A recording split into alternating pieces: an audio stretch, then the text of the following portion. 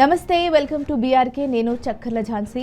Tiger reserves అనేవి పులులను మరియు వాటి సహజ వాసాలను సంరక్షించేందుకు ప్రత్యేకంగా ఏర్పాటు చేసిన రక్షిత ప్రాంతాలు.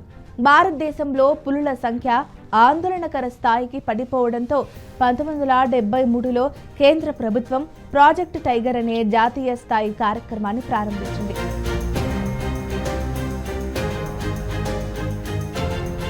ఈ ప్రాజెక్టులో భాగంగా పులుల సంఖ్య పెరగడం, వాటి సహజ వాతావరణం కాపాడబడ్డం,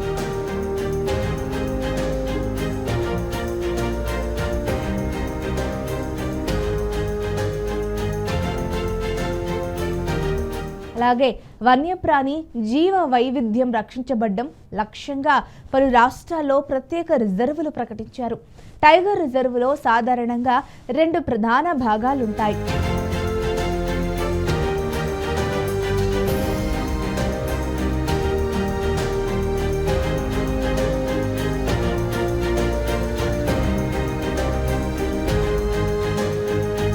ఒకటి కోర్ ఏరియా మరియు బఫర్ ఏరియా. కోర్ ఏరియాలో పులుల కోసం అత్యంత రక్షిత వాతావరణం కల్పించడం.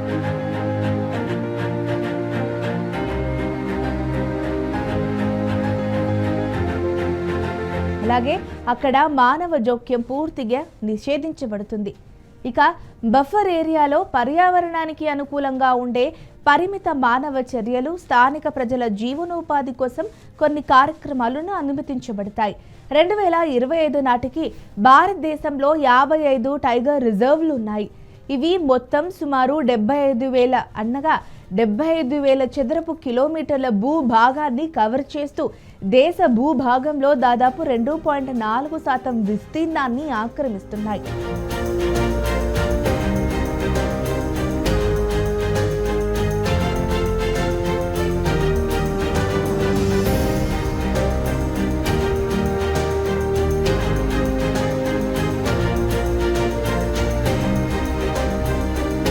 ప్రసిద్ధ టైగర్ రిజర్వ్లలో జిమ్ కార్బెట్ నేషనల్ పార్క్, ఇది ఉత్తరాఖండ్లో ఉంది.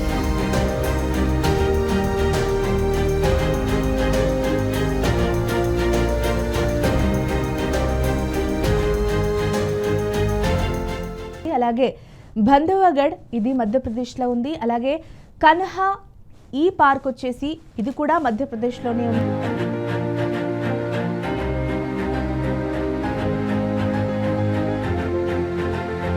అలాగే రణథంబోర్, ఇది రాజస్థాన్లో ఉంది.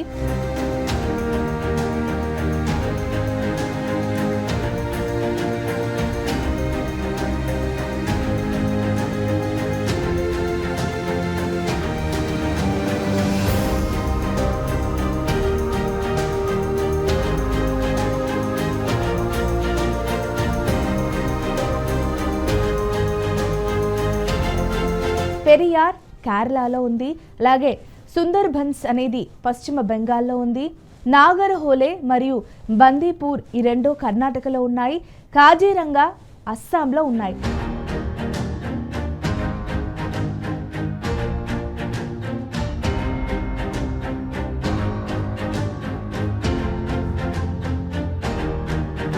ఈ రిజర్వులన్నీ ప్రధానమైనవి. ఈ రిజర్వులు కేవలం పులులనే కాకుండా ఏనుగులు, చిరుతలు, అడవి ఎద్దులు, దుప్పులు, అడవి పక్షులు వంటి అనేక వన్యప్రాణులకు కూడా సహజ వాసాలుగా ఉన్నాయి.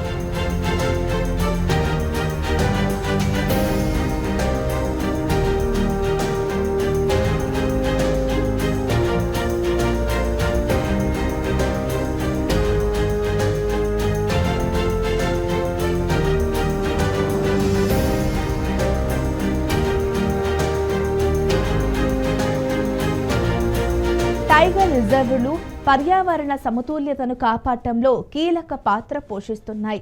పులులు ఆహార శృంఖలలో అగ్రభాగంలో ఉండే జాతి కావడంతో వాటి రక్షణ ద్వారా మొత్తం అడవి జీవ వైవిధ్యం సంరక్షణ సాధ్యమవుతుంది.